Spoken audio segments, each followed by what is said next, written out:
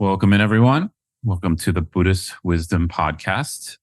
Today, my guest is Deborah Eden Tull, Buddhist teacher, Buddhist author, meditation teacher, and just all around amazing person that I feel so lucky to talk with today. And welcome, Eden. Yeah, welcome.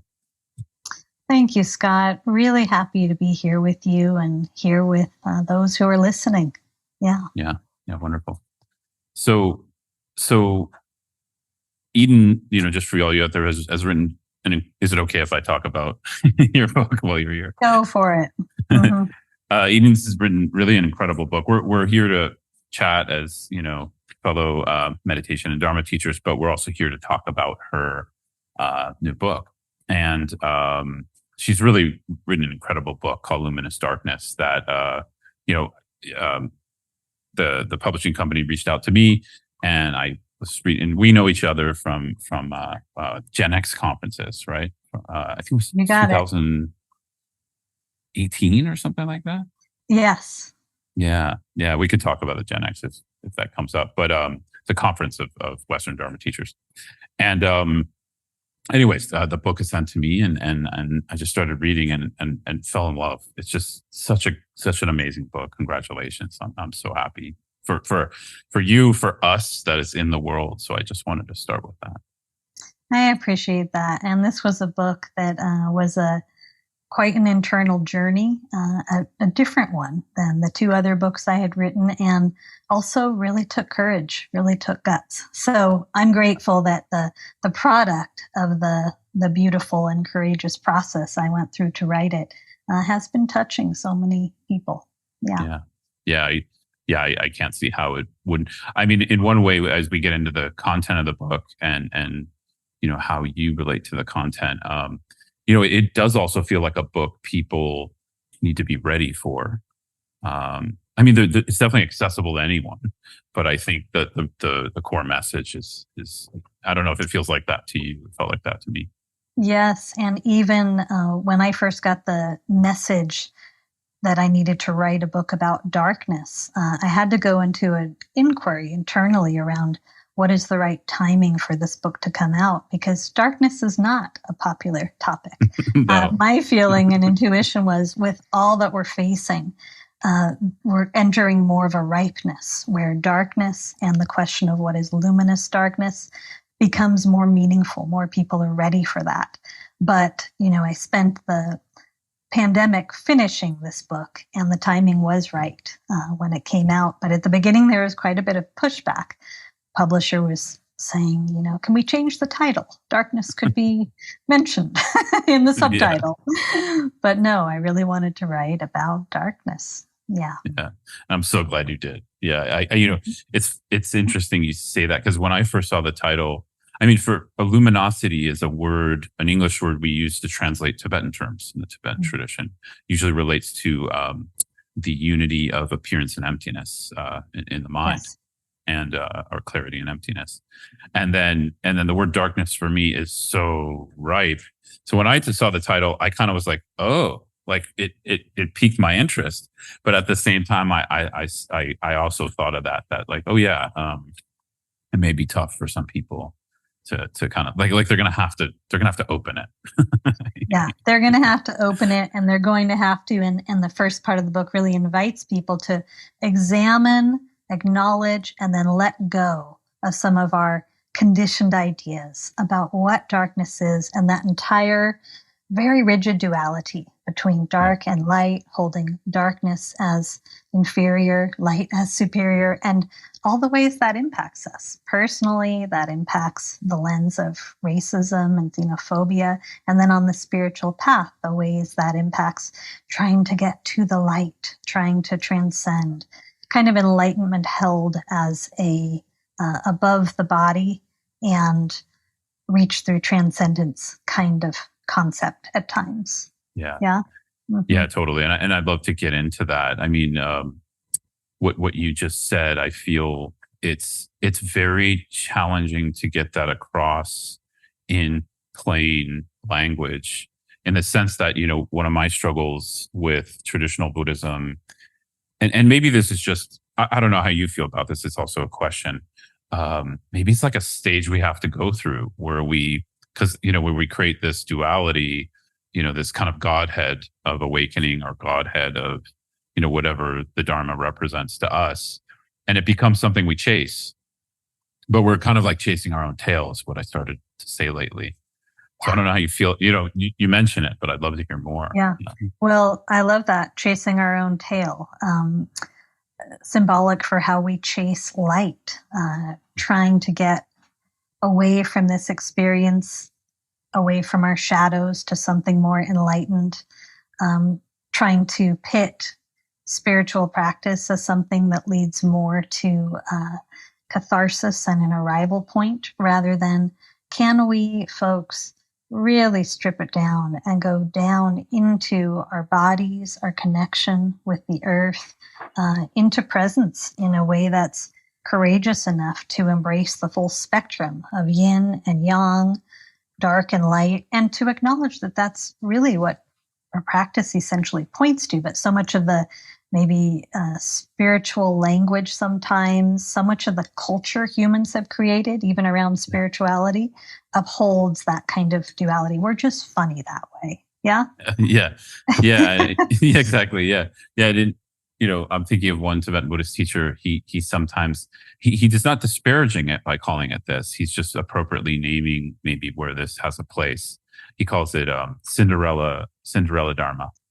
Like, and he used the example of like, if there's a small child or a baby, and he's not trying to insult anyone with this, he's just, we have to all look at our own mind and see where we're at. Yeah. If you see a baby or a kid moving towards the ledge of a cliff, that has 1,000-foot drop, you're going to do anything you can, and you're going to wave toys at them. You're going to say, hey, come here. Yeah. So he kind of equates, he uses the term Cinderella Dharma as well as this kind of like a lot of the, initial foundational ways I think it's presented in traditional Buddhism is coaxing a baby off a ledge, essentially, That's great. Yeah. I really appreciate that metaphor. Yeah. Yeah. So in a sense, it's sort of, for me, what you're describing is this, it's, like in my path, I think I didn't realize how much dogma I was, adhering to in myself. It wasn't anyone else putting any dogma on me. It was just my own, belief system that I didn't equate that I was shifting one belief system into another. I was talking with a student yesterday. It's sort of like belief systems are fine. Like we all actually need them just to get out of bed and go to the store. We need a belief. And it's just, and I think the problem is when we don't recognize or acknowledge there's a belief. And yes. My Dharma path for a long time was kind of like that. It wasn't acknowledging that had to shift. Yeah. And then the added challenge of sort of due to the intersubjective nature of conditioning, there's these shared collective conditioned beliefs that we hold, that if our neighbor's holding, if our partner's holding, and our friends are holding, we're much less likely to examine if other people in our Sangha are upholding, such as light is superior to dark on some elemental subconscious level. So this being such a path that requires a badass willingness to really examine, to be bored of belief, right? Yeah. To really examine what does it mean to be free from conditioned belief. Yeah. Yeah. Wonderful. Yeah. So much of how you describe darkness as a metaphor not only resonates with me, it's just something that I've come to in my practice over time, my own relationship to what you mean by that. But I'd love, you already shared some, but I'd love for you to share a little more with the listeners, kind of this aspect of darkness and in the title and luminosity in the title, just to introduce it a little more. Sure. Yeah. Well, first, just an awareness that when I began diving into my spiritual path, I think there was very much an approach of still really trying to effort my way to enlightenment. to get somewhere, to get free of something. Sort of the solo, heroic, spiritual warrior Yeah. approach, where I Yeah. was somehow doing battle against the dark to get to the light without naming that consciously to myself, that kind of energy. And that energy so much reflects a lot of the collective conditioning that's come from the imprint on all of us Yeah. of disconnect from the natural world, patriarchy, colonialism, extraction of the earth, capitalism. We could go on and on. But to name the impact of all of that conditioning, one of the symptoms is such a disrespect for the yin as opposed to the yang. So there I was in the solo, heroic, spiritual warrior mode. And something about the path of meditation and stilling and emptying really brought it back to not just emptying out of duality, such as light versus dark, but getting to remember the generous, steadfast, unrelentingly beautiful teacher of darkness alongside the teacher of light, and getting to surrender and soften into the yin or elemental darkness, the force in nature, which is exist in balance to the light, to the yang, but which is again very underappreciated by the dominant paradigm.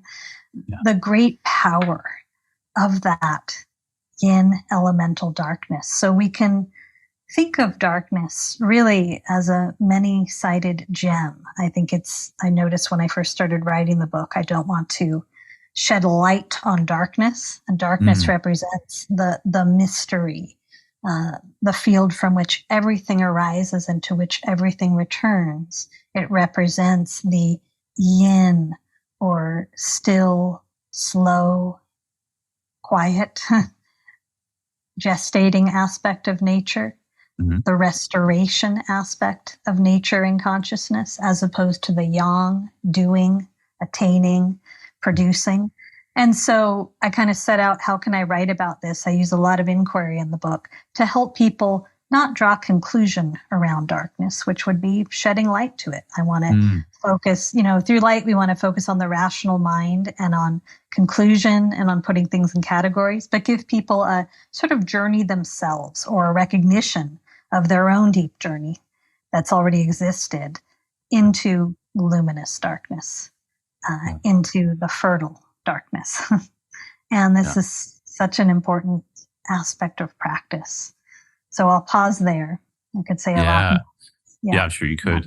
Yeah. No, thank you so much. That's a great and deep introduction, into it. And I think, there's one element. Well, one thing in the book I'll say is there you have a lot of kind of like they're guided meditations, but they're written. You're asking people to pause. You're asking them to, engage with the practice intermittently. So I really appreciated that. I just want to, point that out. And it is in the spirit of what you're saying. For me, something I came into a tool of is I call it, similar to you, I call it non-conclusion based living, or non-conclusion based Dharma practice, or whatever we want to call it. Yeah. And to me, there's this element that if curiosity isn't the base for that practice, it tends for me to go into that aspect you were talking about, that sense of chasing the light, which on a very raw level for me, I'm not sure, I'd love to hear your experiences with this. That usually means trying to wiggle, I call it wiggle, or, get out of, or resist, or avert any kind of pain I'm going through, emotional, physical, relational, whatever. Yes. And so yeah, there's just so much there. To me, those were the parts that resonated so much with me in the book, as well as kind of, we do have some life experiences in common. I want to get to also later in our conversation. But yeah, I love, Yeah, I also wanted to, Yeah. people to know real quick, your background a little bit. You spent a lot of time as a Zen monk in a monastery, so that's a big part of your background. I was a monk as well, and so you know, yeah, I'd love to get into that too. Yeah, we have a lot to explore together, a lot Yeah, of yeah, overlap. And maybe just to begin with, that phrase of chasing light, and I use the phrase sun shining in my book, yeah, just this kind of spiritual bypass, um, this kind of turning away from pain, that's so core within the dominant paradigm. And I yeah. talk about growing up in the city of Los Angeles, going through a lot of grief as a young person, which I'll talk about, but just being aware that the culture was sort of madly sunshining. Like the quiet message Mm. was, you better keep things positive, keep things surface, don't go too deep, Yeah, uh, keep things comfortable. And that really deeply detracts from our ability to drop into the human experience and its richness together and to be real together. Then, on to the next thing you were saying, towards the beginning of the book, I use the metaphor of walking through the dark, thicketed forest. I live here in the mountains of Western North Carolina, abundant with green forests, and the I love kind it. of Yeah, qualities of curiosity and receptivity and attunement, tactile listening with our whole bodies that we access when we are in an environment which calls us awake. And when we're in the dark, where we're not being guided by hmm. brightly lit signs or by the rational mind's brightly lit signs of knowing. And we're really invited into, I talk about it a lot in the book as a need for endarkenment alongside enlightenment, resting in that I don't know, and then drawing upon this curiosity, this inquiry that you're naming such a core aspect of practice. And something I want to emphasize about that, because I really feel that we need to develop these qualities within us. They already exist, but many of us have not been guided and encouraged to develop, again, the more yin receptive aspects.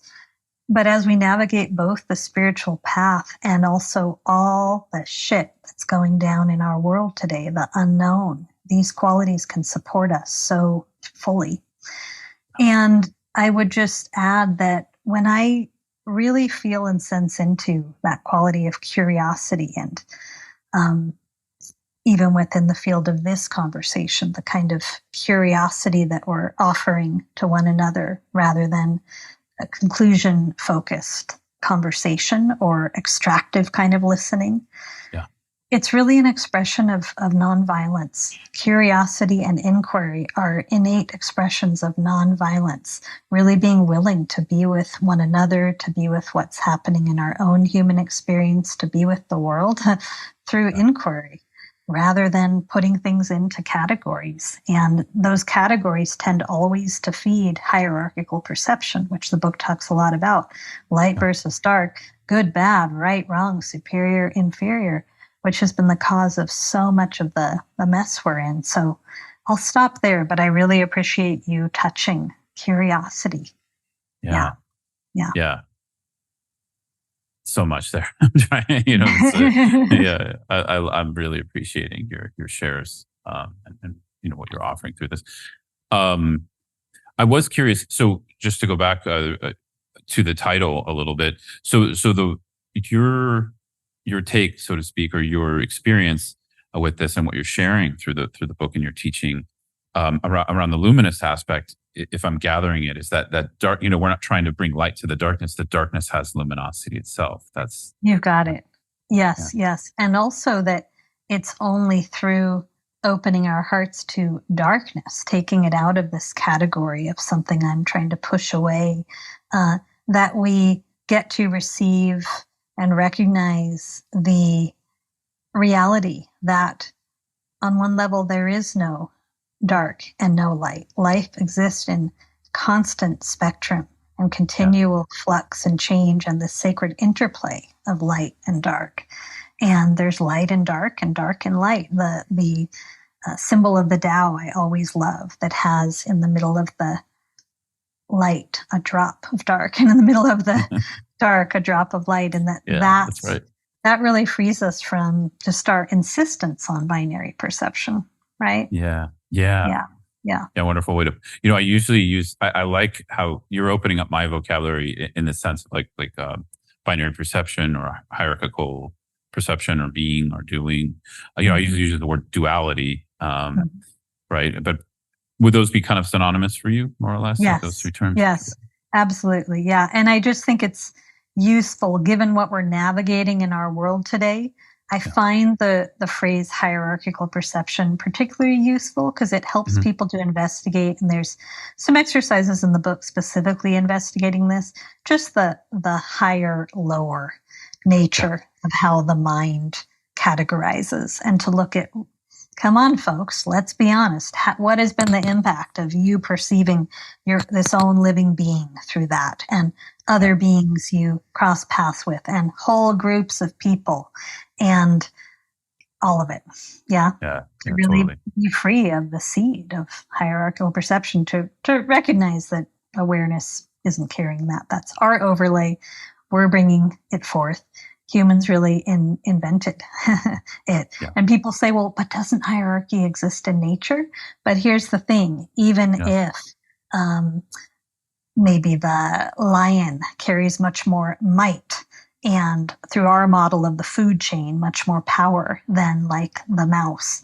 Um, are not the lion and the mouse equally held in innate value Yes. Yeah. through Yeah. the heart's perception? Yeah. So, yeah, we did invent hierarchy. Yeah. Yeah, yeah. It seems like it's a necessary. Well, maybe we could, we could have a conversation if it's necessary.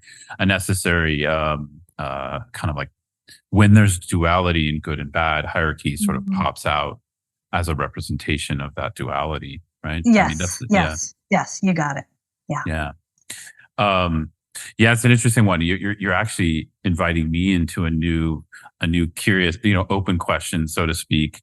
An open question for me. Some of them they're not, I try to keep them open for as long as possible, but I Mhm. have open questions that have lasted 15 years. I'm with you.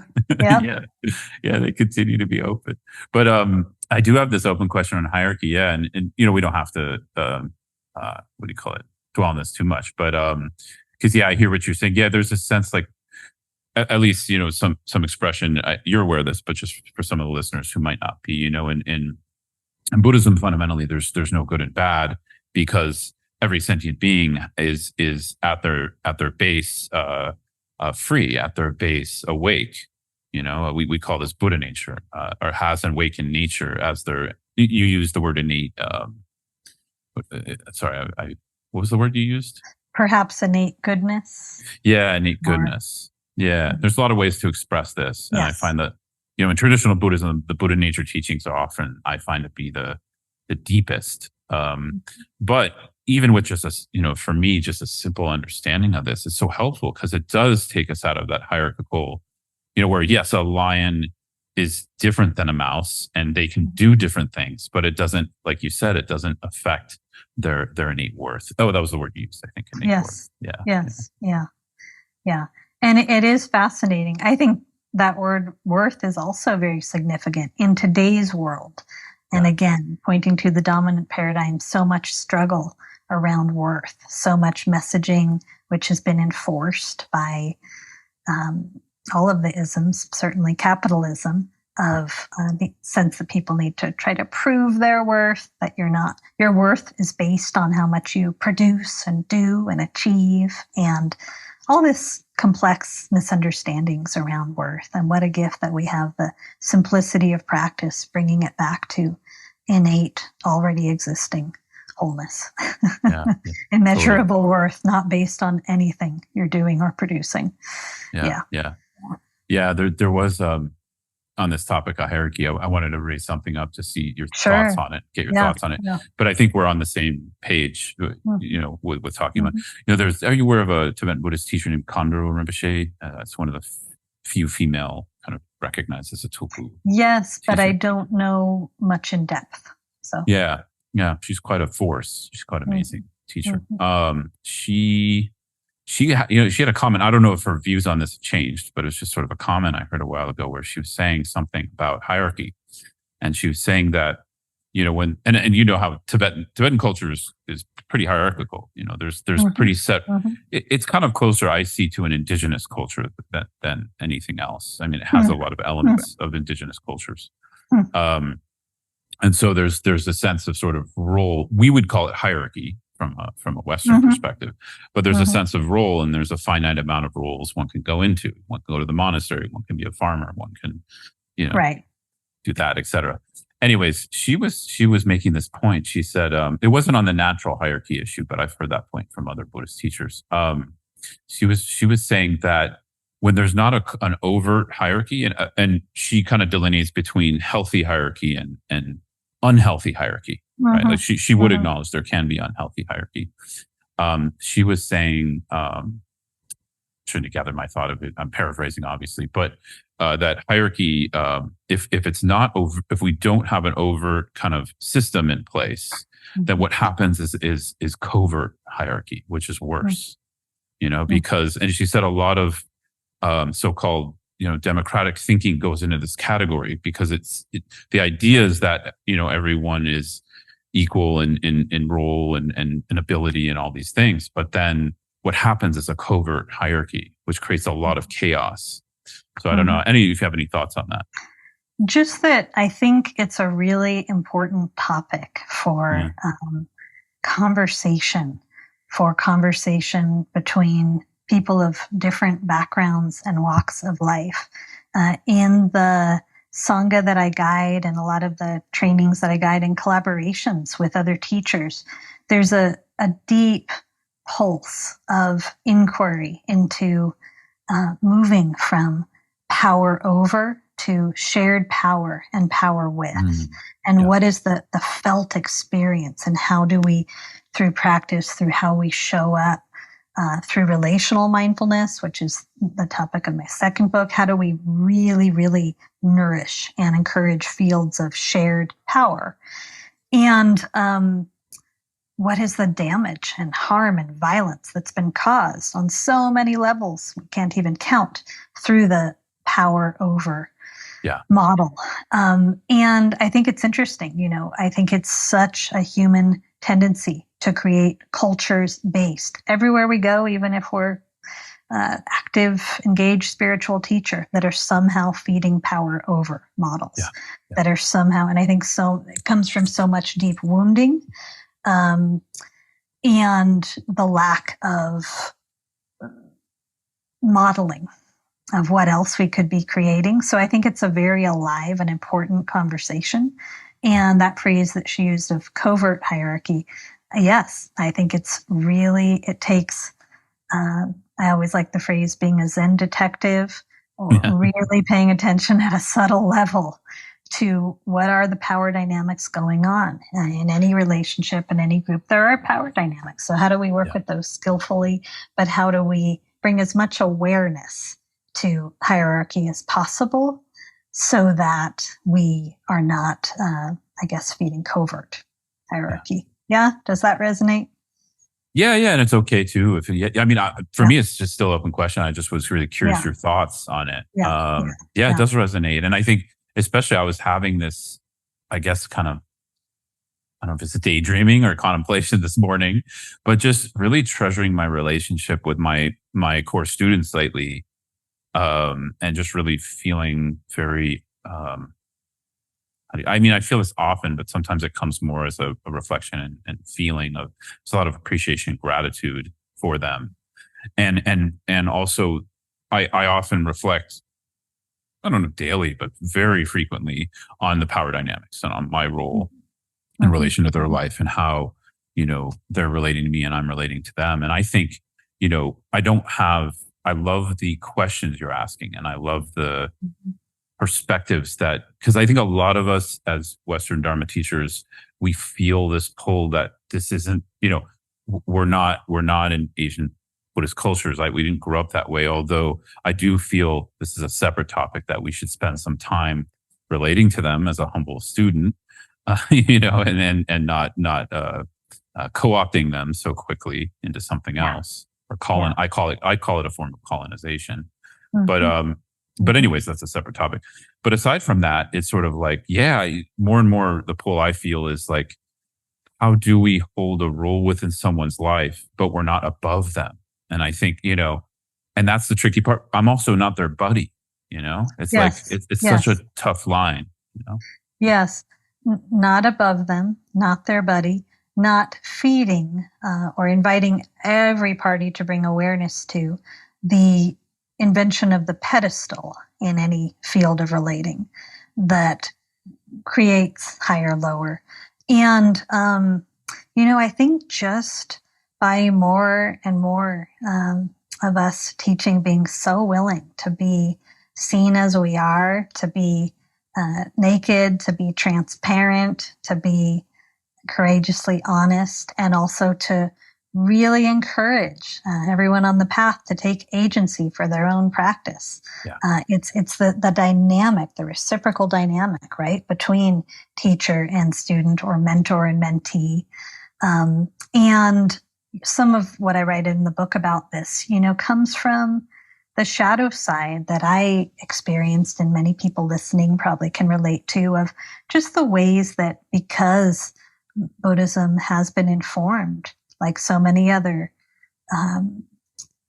institutions in our world, through patriarchy, that there is the shadow of hierarchy in many of the forms, and that even at the monastery where I trained, where incredible training occurred, there was this shadow that was not contended with, that was not brought forth honestly, of a really unhealthy hierarchical structure, and a lot of harm caused by it. Yeah. And also a lot of delusion enforced by it. So to help people bring more and more awareness to that, and again, as we've talked about, not coming to conclusion, this is a conversation I feel that is just starting to gain momentum in even really conscious circles, but that it's a lived inquiry is important. And I know it's been such a rich inquiry in my Sangha. What does shared power look like? How can, wherever we go, we learn and be willing to model that out of respect for our collective, and to just notice where we can keep stripping down and stripping away the old model. Yeah. And one more thing about it, you said this in your own words, but just to not detract from the exquisite beauty of discipleship and the profound love we have for our teachers and those who have gone before us. It's not to detract from that, but it's to bring in enough of accountability and honesty and awareness of power dynamics that it's healthier.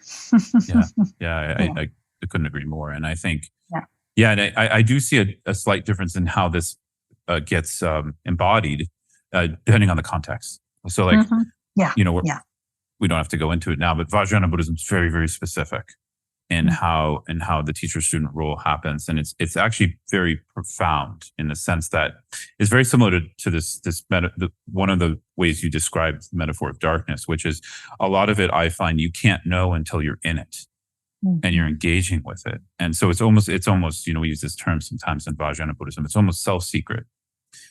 But from the outside, it can sometimes look dysfunctional because there's devotion involved and things like that. And also there can be unhealthy power dynamics, Right.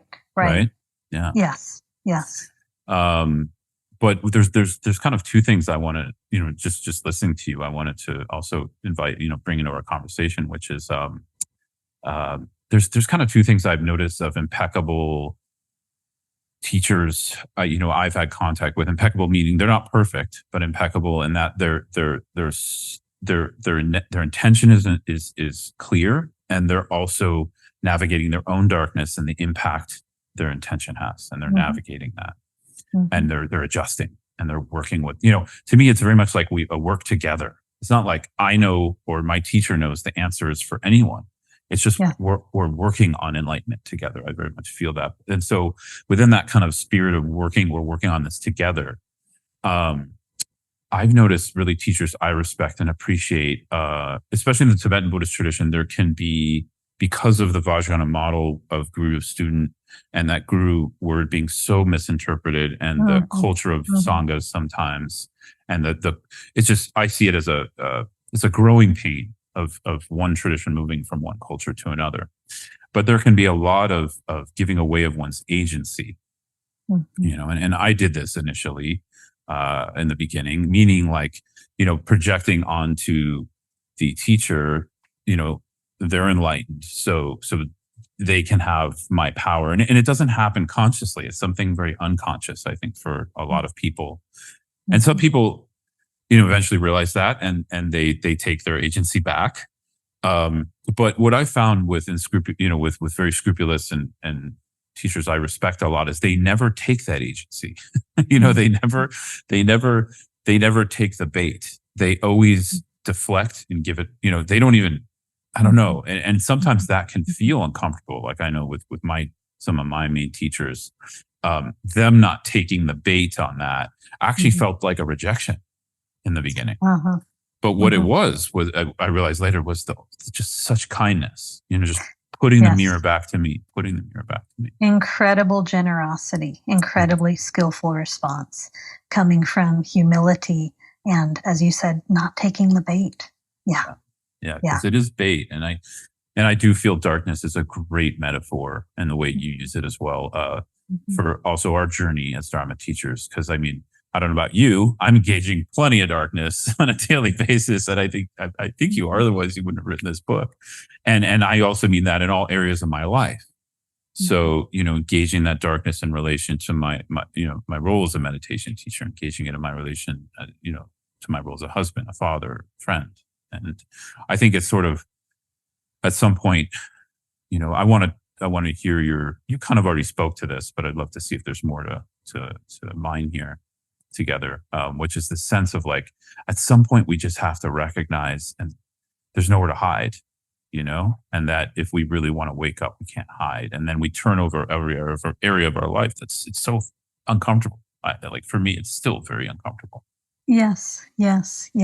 And that willingness to embrace discomfort resiliency, and to recognize, before coming to practice, we think of uncomfortable as, oh, I better go in the other direction because I'm trying to sunshine, right? Dominant paradigm is showing me that in order to be a happy or successful person, I'm supposed to keep things light, right? And that it's actually, we learn quite the opposite, that the depth of awareness and love that is who we are is not othering, is not excluding anything.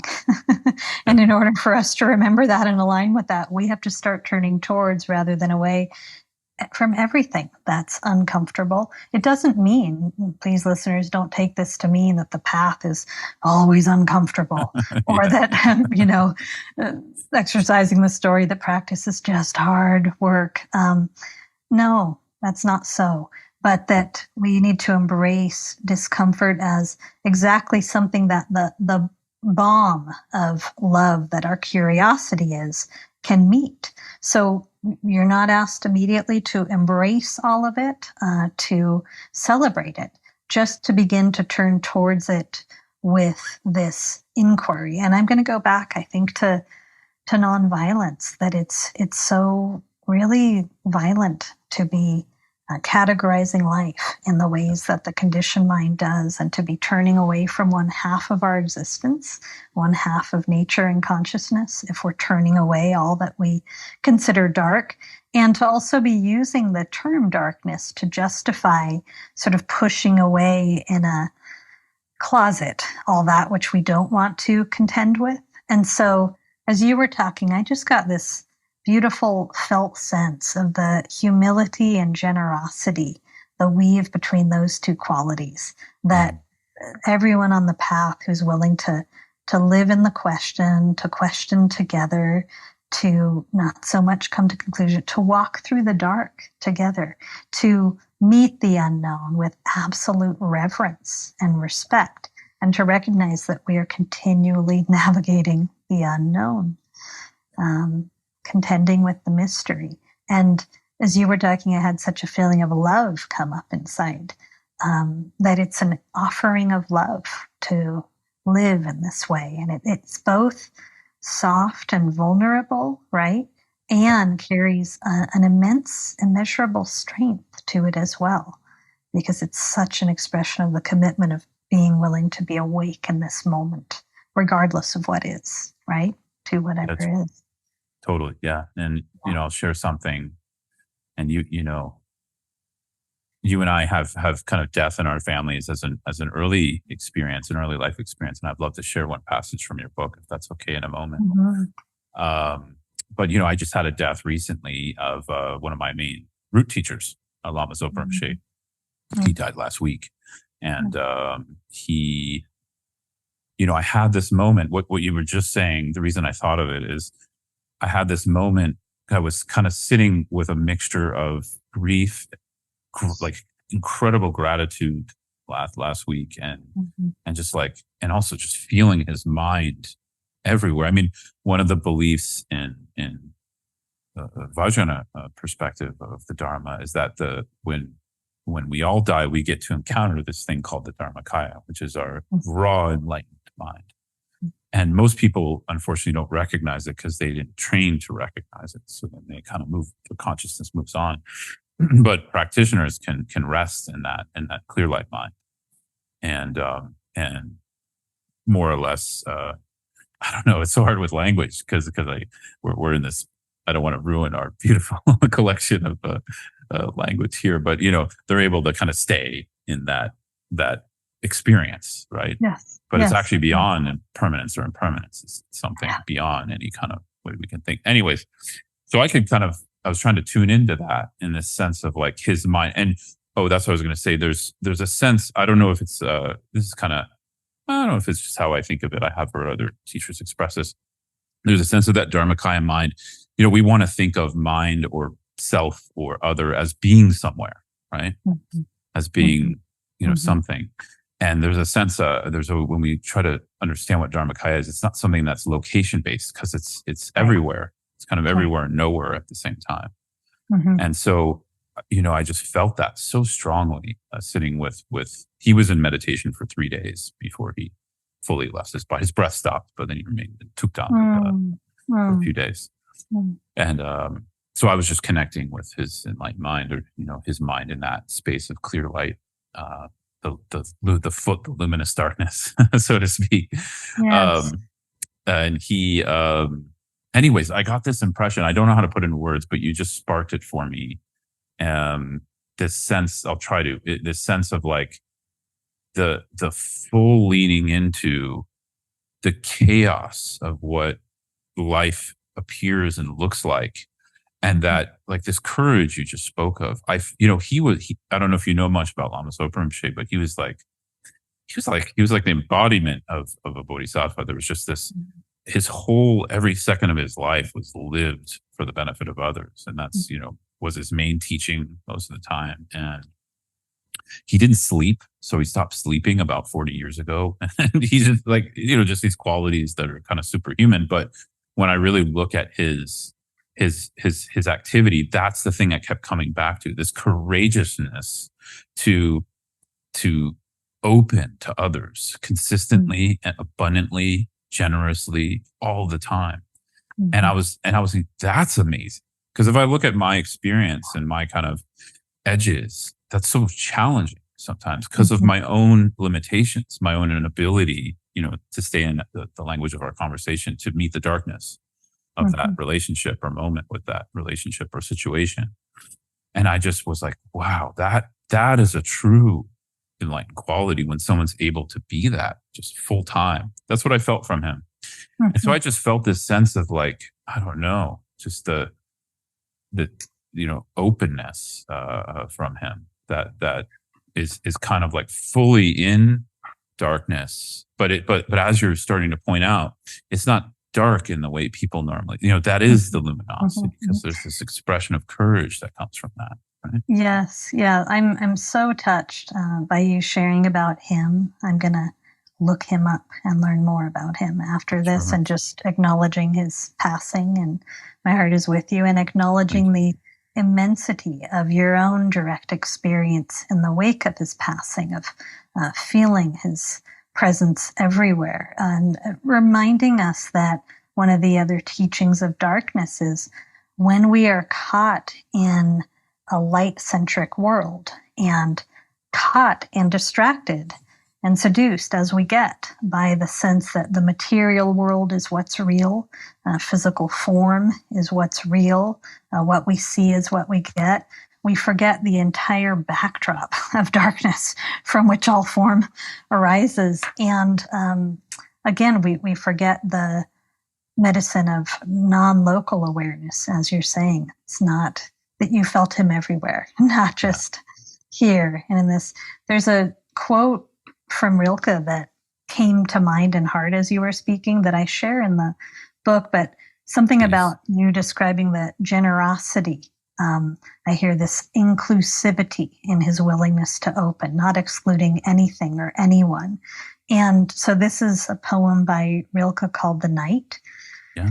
And he says, "You, darkness, of whom I am born, I love you more than the flame that limits the world to the circle it illuminates and excludes all the rest.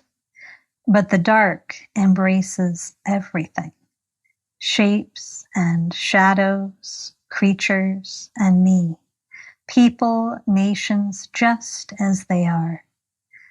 It lets me imagine a great presence stirring beside me. I believe in the night." Wow. Rilke always says it so well. That's in your, is that in your book? Is that quoted in the book? Yeah. When I first began writing the book and I told one of my mentors, who's Joanna Macy, about the book, she walked right over to her bookshelf and got out that poem. It was like this. And we just hung out with it for a while. Yeah. That's so cool. That's beautiful. Yeah. Yeah. Without further ado, and then I'd love to, Mhm. I like to flag things because I forget them otherwise with guests, is that I'd love to talk about sort of also the process in a few moments of leaning in. How do we lean into darkness? Because I think, we're talking a lot about it, but, I would like to share part of your book first, if that's okay. Sure. Yeah. This really touched me. And and let's see where we go with this. So to the listeners, we're gonna continue with a little darkness theme. We're gonna continue with that a little more. So So this is in the chapter on the passing of your father. One quick thing I'll say to the listener: what I so appreciated about your book, and I don't know if this was the editor or what, but you went into so much depth on luminous darkness as well as practice. On leaning into it somewhat in the first few chapters, and then by the time I got to this part where you start to talk more, about this very profound, like one of the most challenging experiences we can have in our life, losing a parent. It was so it was the perfect timing. I don't know, like if you would have started the book with that, I don't know, it wouldn't have had the same impact for me. So I don't know if you have any. You don't have to comment on that if you don't want to. I would just say that, I think, and you can feel into this as you're a teacher as well. When a teacher writes a book, it's an offering of teaching. What's the process of teaching? What's the evolution, the emergence? And there's a really kind felt sense, right, that we hold as guides for how to help people learn. And I'll just point out the word facilitation comes from the root to make easier consciousness, right? So I think whenever I write a book, I'm clear that I'm giving a teaching and there's a process through which people learn. So thanks for saying that. Yeah, go on. Yeah. I thought of what actually I also wanted to say around it too, was like, I felt so grateful to you in the sense, like, it felt by the time we got to this point, it's quite intimate. And I felt really, I want to express that gratitude to you for inviting me as a reader into that intimacy in your life. Cause it was like, I felt like you were, I don't know, it felt like this point where you're like, okay, the reader got to this point, so now they're invited into more of my darkness in a way. Yeah. Right? Yeah. Mm-hmm. Yeah. Very beautiful. Okay. So, it's not a long passage, but, On the night of my dad's funeral, my younger sister and I slept at a friend's house with our closest girlfriends. My mother needed a rest, and my friends were encouraged to help cheer me up. We were preteens and liked mischief. So on that night, we tiptoed downstairs to sneak cookies from the pantry, steal a bra from the teenage sister, and put it in the freezer, and toilet paper at a neighbor's house. I remember the aftermath of my father's funeral as feeling surreal. Despite the good intentions of my friends, I gave birth to a part of me then who could numb out to pain at will. I learned how to use food, socializing. Sorry, I'm getting teary. Yeah. Take your time. Yeah. I learned how to use food, socializing, and reading to stifle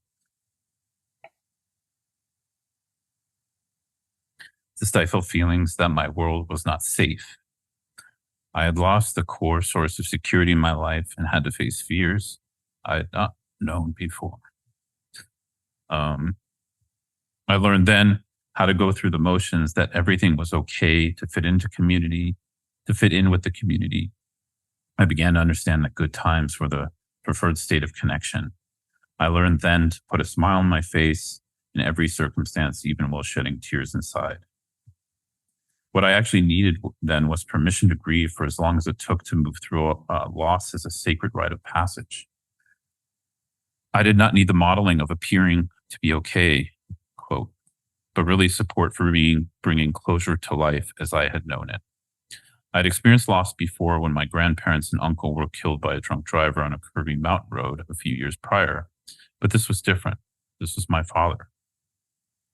I needed guidance on how to inhabit my body and stay present through tumultuous, earth-shaking emotions I had never felt as I witnessed my father's body sicken and decay. I needed support for integrating the lessons of loss, and I needed guidance as I stepped into the unknown to meet an entirely new and unfamiliar phase of life. Above all, I needed to understand that death was as natural as birth. I needed reassurance that I would be okay without the companionship and protection of my father. Mm. Yeah. Mm. Mm. Wow. I'm tearing up because first of all, I'm just connecting to the beauty of your experience here in its darkness as well. And my own relationship, Mm-hmm. when my mom died, Mm-hmm. what happened and all. How old were you, Scott, when that happened?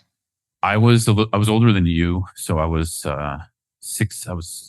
Did I turn 16? Yeah, about 16 years old, maybe the end of 15 years. Yeah. How did she pass?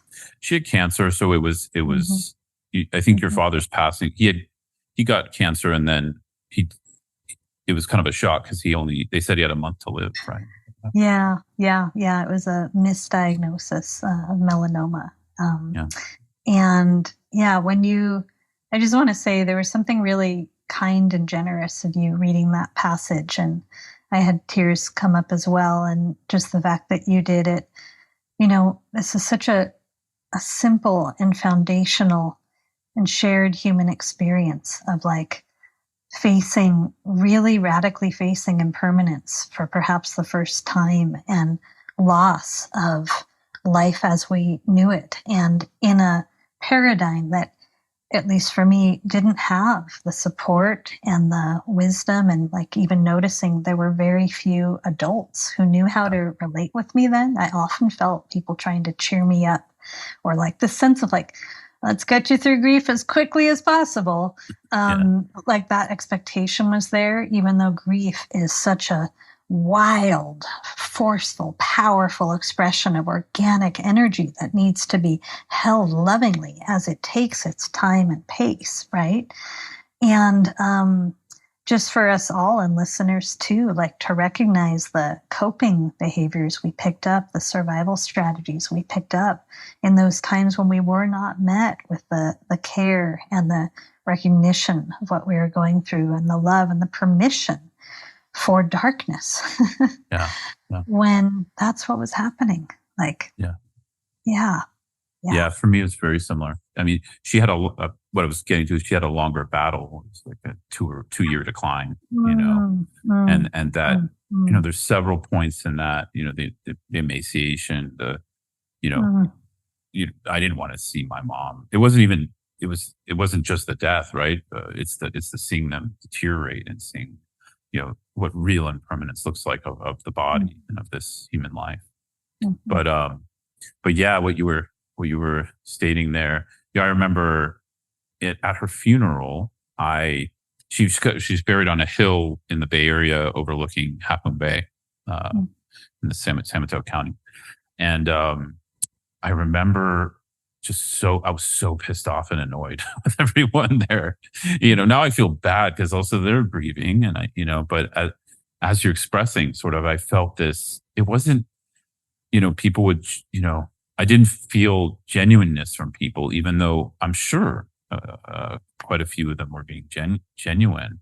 But there was this sense, as you expressed too, of kind of like the grief wasn't being allowed. And I think that was where my anger came from. I think anger was also a form of resistance to my own grief.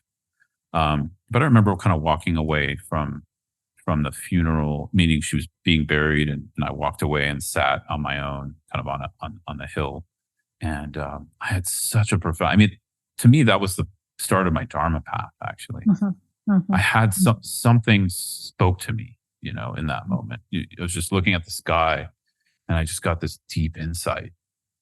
I don't even know how to describe it in words. It was just something like, "There's more," and that was the only kind of moment for me that I remember some, you know, lightness, so to speak, but or at least mhm, like hope. mhm, But yeah, I mhm. went back home and just punched holes in cardboard boxes in the garage, as because there was a Jewish funeral, so people were coming to the house for 3 days, and I was just like, leave me the fuck alone. It was so challenging.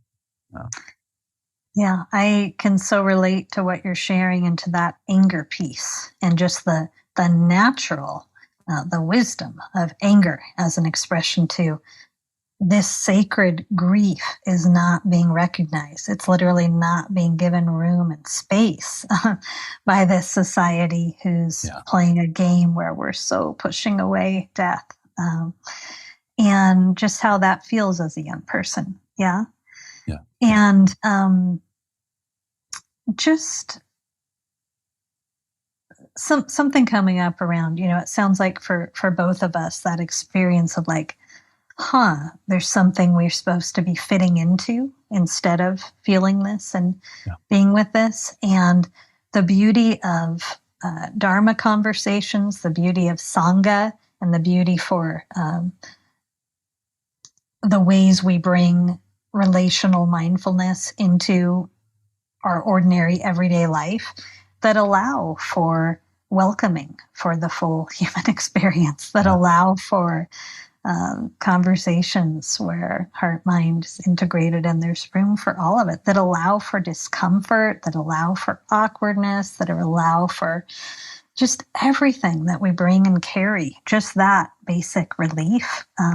My teacher used to say, practice makes people a social relief. And one of the things around that is like, we don't have interest in social conditioning or what's considered etiquette, or like mm, that becomes so boring when we instead recognize what it is to meet the multidimensionality of being human in a down to earth, real, honest, transparent way where it's all yeah, welcome. Just that, yeah, where it's all welcome. The joy, the ecstasy, and the grief and the yeah, pain. Yeah. yeah, yeah, totally, yeah, yeah. For me, Mhm. that's been the process of, welcoming, recognizing that the welcoming is not as painful as I think it's going to be. I think that's an element Yeah. of darkness too. It's like we have this predisposition to avert because we think it's going to be more painful than it actually is. Yes, or we think it's going to take a lot more work than it actually is without Yeah, recognizing that holding things in aversion, resisting, turning away, it is draining so much of our life force. It is causing so many people to feel numbed out to their vibrant vitality. Like the turning towards is easy in a sense because it's just bringing into our awareness the all that is. And that's a softening. Softening is relaxing, folks, right?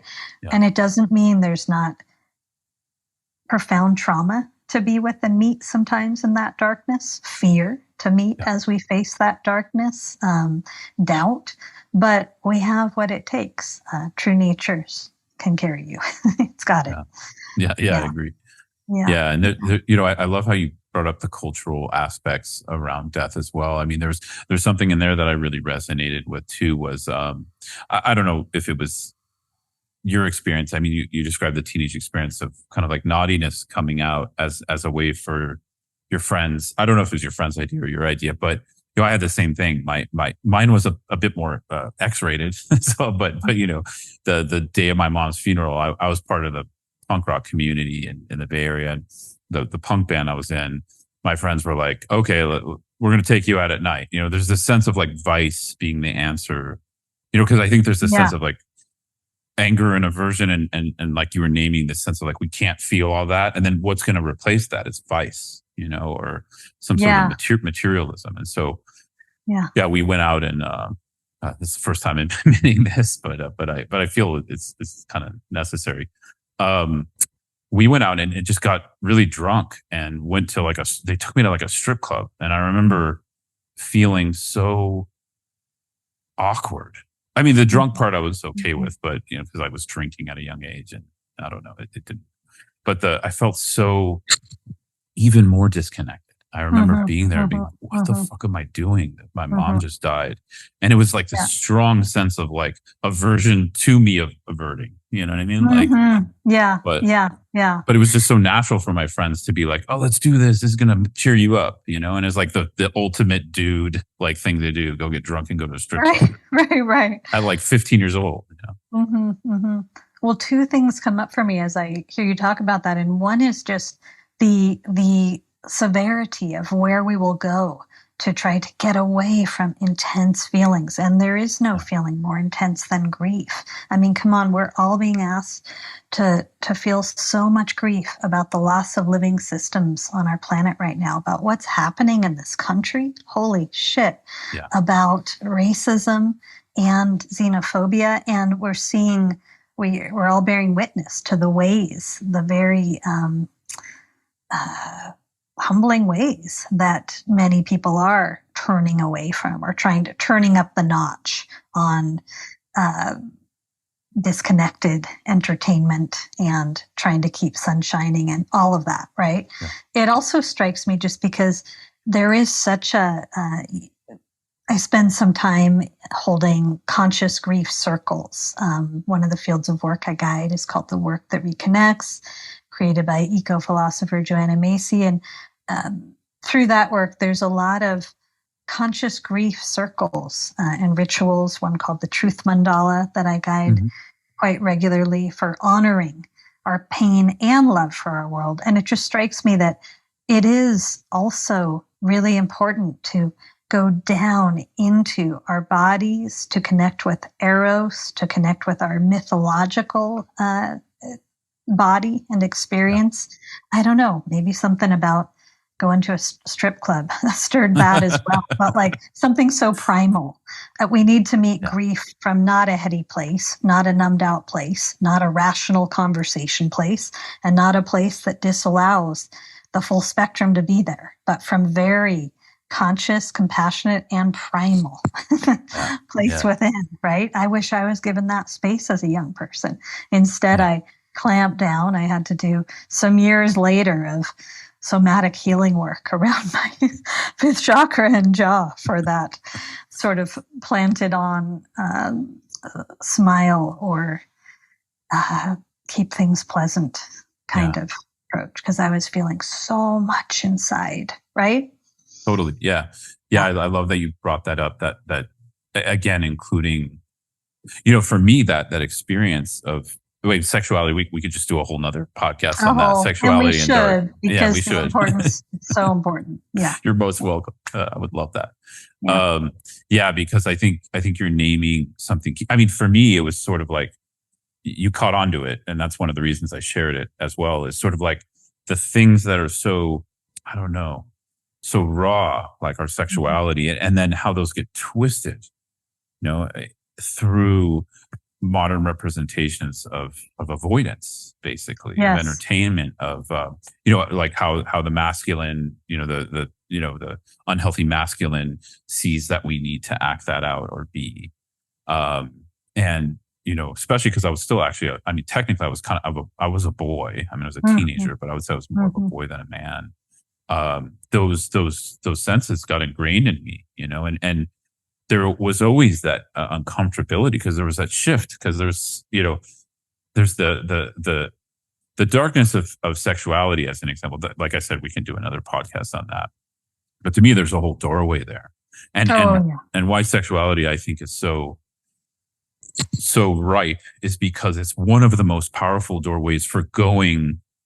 I feel it gets very, there's no middle way. It just sort of Mhm. goes to extremes. Either Mhm. way, it Mhm. either opens Yeah. and becomes a Yeah. vehicle for awakening, or it just goes, if we engage it, it goes down a Yeah. dark path. So Yeah. I don't And know. there's Yeah. such a paradigm in our world of repression versus explosion, Yes, exactly. as Exactly. if Yeah. there's two options. So, yeah, I would just say I think we should schedule that conversation because I Yeah. think people would benefit from it deeply. And it's a really rich inquiry. And just on this topic, because we got here through starting with grief and then Yeah. the primal energies. Um, there's a section in the book called the verdant cavern of the underworld, Ooh, recognizing that when we're pushing away darkness, we're generally pushing away uh, such a rich, vibrant field of primordial yeah. experience that exists in our bodies. The sex spirit divide and body spirit divide are part of this light versus dark Yeah. duality. And I share in the book a lot about, because you spoke of anger, when I finally became a monastic and I arrived there, and like the first 10 days was picturing like, oh, I'll arrive to the monastery and I'll start relaxing into this deep Zen peace. And instead, I met like my anger, my rage, to a degree to which I never had. I named this part of me Electra because she was electric with anger.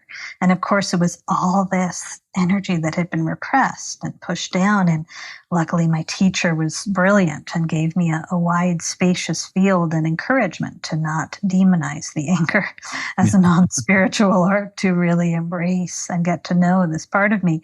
But it's just so important in today's world, especially where there is so much intelligence in claiming our emotions and really feeling as part of the natural feedback system for the earth. I think all that does pulse through us in response to the tumult of our times. Does that resonate with you?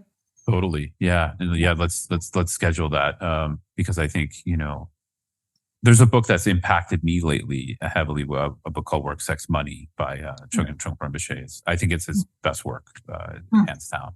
mm, Um, but it does relate to what we're talking about, because like, often work, sex, money are the things that trigger our afflictive emotions the most. And right. and that they're the things that bring out, the dark, and then we refuse that dark. And often we're, fighting with the darkness around that. Actually, Yeah. for me, I don't know, for other people. Yeah. Yeah. Yeah, and just one piece we haven't touched so much. This has been Yeah. such a rich conversation, and we could go on for hours. My Yeah. Sorry. sense, I know the time. I we actually, really could. yeah, go ahead. Yeah. And then I have a request.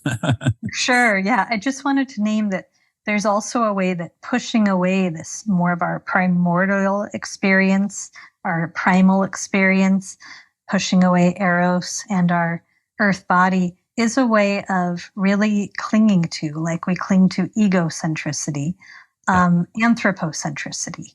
And Mm, also, I love the phrase wake centricity that Andrew mm, Holichek invited me to, of kind of focusing on the domain of day, the human built world. Again, this materialism of what we see is what we get, forgetting that we are expressions of Gaia and forgetting our animal bodies and forgetting to honor the wilderness, both externally and internally. So that's a whole other piece, but just to darkness helps us to reconnect with something beyond anthropocentricity. Yeah, wonderful. Our familiar orientation. So go for it. You're on. Yeah, I know. I know we're at the end of what we scheduled, but just a request, if you have a few more minutes, I'd love to share with the listeners some, just before we close, some ways you lean into your darkness. I mean, you share a lot in the book, but if there's anything you want to share here, because we've talked so much about it. Sure. Yeah. Yeah. So let me see what's alive in this moment around this. First, what's arising, just so simple, but the deepest encouragement for everyone to really, really be generously welcoming of all of those experiences that make you feel vulnerable. Vulnerability, I believe, is actually the pathway, the gateway to authentic power, to the shared power with that we were talking about earlier. And everything that we tend to label dark is also in some form making us feel vulnerable. And if we're willing to really turn it around for years, and this has to do in part with I got bit by a tick when I was a monastic and had Lyme to navigate for a number of years. A great teacher of darkness. One of my greatest spiritual teachers was Lyme. But that willingness to fully be with the vulnerability of our personal experience, of our shared experience, and equal to that, to be willing to spend time in physical darkness, whether that means closing the eyes, or in Zen, we have quite a practice of softening the gaze, of just pausing often, or even going through your day with a soft, receptive gaze where the eyes are not actively trying to attain anything. They're not one-pointed, but more, we might say, tuned in to perceiving wholeness, perceiving through wholeness. So to play with the soft gaze and to simply allow physical darkness to be a teacher, like bring curiosity to being in the dark, to noticing how your other senses open in the dark, to questioning as an inquiry in the very way that Scott has framed, not looking for conclusion. What is darkness, if not the absence of light? What is my experience of this darkness? And to just see what begins to unfold. Yeah. There's much more I could say, but encourage people to pick up a copy of Luminous Darkness and to engage in some of the practices and exercises. And there will also be some retreats and online offerings on the topic, so you can learn more on my website about that. Yeah. And I'll put your website in the notes in YouTube, but where can people reach you? Just it's my full name, DeborahEdenTull.com. And I run a nonprofit called Mindful Living Revolution, and you can find me there through social media. Yeah. Yeah. Wonderful. Yeah.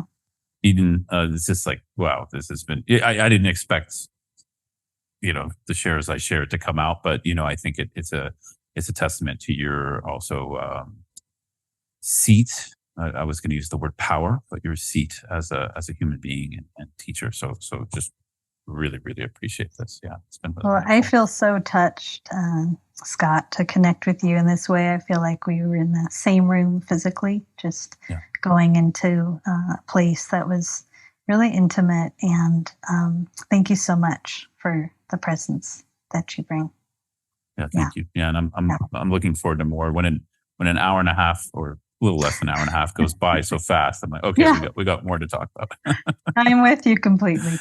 Yeah. Cool. Yeah, thank you so much. And everyone, please check Eden out. And all, like I said, I'll put the links in YouTube. Yeah. Thank you, Scott. Thank you, everyone listening.